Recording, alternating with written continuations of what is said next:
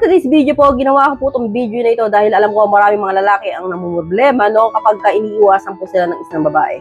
So alam ko pag iniwasan kayo ng isang babae na kunwari jowa ninyo or nililigawan ninyo, talaga nga namang namumroblema na kagad kayo, hindi kayo mapakali, no? Parang nalulungkot tayo kagad, syempre, no? Iniisip niyo na paano kaya, no? Paano kaya lalamig ulo niyan? Paano kaya mawawala yung galit sa kanya? So, kapag iniiwasan ka po ng isang babae, may mga dapat kang gawin, no? Para yung babae lumamig yung ulo. So, ano nga ba yung mga yon? Pero syempre, bago yan, kung hindi pa nga po kita subscribers, huwag ka lang basta manood. Pakiclick mo na yan, free lang po yan. Maraming salamat, God bless. So, kapag po ang babae, Lods, nagalit sa'yo at iniiwasan ka, no? Ano nga ba yung unang bagay na dapat mong gawin, no?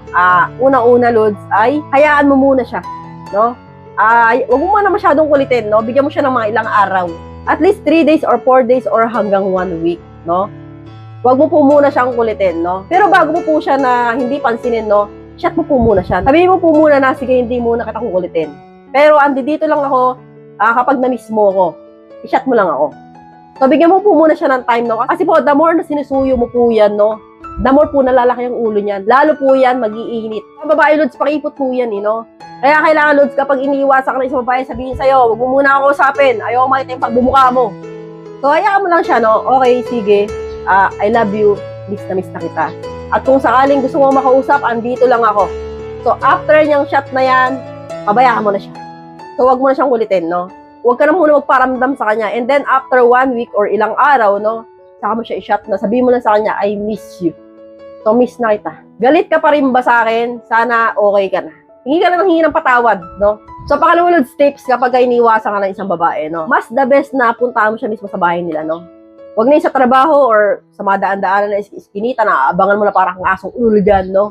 Abangan mo agad sa labas ng bahay nila, sa mismong pintuan, no? Pagka pumunta doon, kailangan meron kang dalang isang buhay na bulaklak. Pampalamig po ng ulo yan. So, kapag naita po ng isang babae na nandun ka sa bahay nila at may dala kang isang buhay na bulaklak, talaga nga namang kikiligin po ng husto yan, no? Hanggang singit. Proceed na po tayo sa tips number 3, jerjerin mo, no? Baka sabihin nyo, paano jerjerin? Galit niya sa akin, no? Kailangan, Lods, yun, ayayain mo siya mag-date, no? Date naman tayo. Meron akong regalo sa iyo. So, babawi ka, no? Siyempre, kailangan bigla kang bawi. May nagawa mo kasalanan, no? Kailangan mo talagang bumawi, no? And then, after nyo mag-date, yun, yayain mo sa, alam mo na, sa yugyugan room, no? So, kapag po, ang babae, was na jerjer mo na yan, malamig na ulo niya. Kasi po, ang jerjer, ang palamig ng ulo yan. Kahit ako, kunyari, galit ako sa asawa ko, na-jerjer ako maya-maya, lamig na ulo. Opo. At kapag lagi po yung nag-aaway, no, mas lalong dadami ang anak ninyo. So, ang babae naman, Lods, kapag gawas na hinalikan mo yan, dire-diretso na sa jarjera niya, bibigay na yan. Mahina po kami, numanupok po kami. So, ganyan lang po yung dapat yung gawin, Lods, kapag iniiwasan ka ng isang babae, no? Hanggang dito na lang po tayo, mga Lods. I hope you learned something in this video. More videos to come, so stay connected. See you again to my next video. God bless. Bye-bye!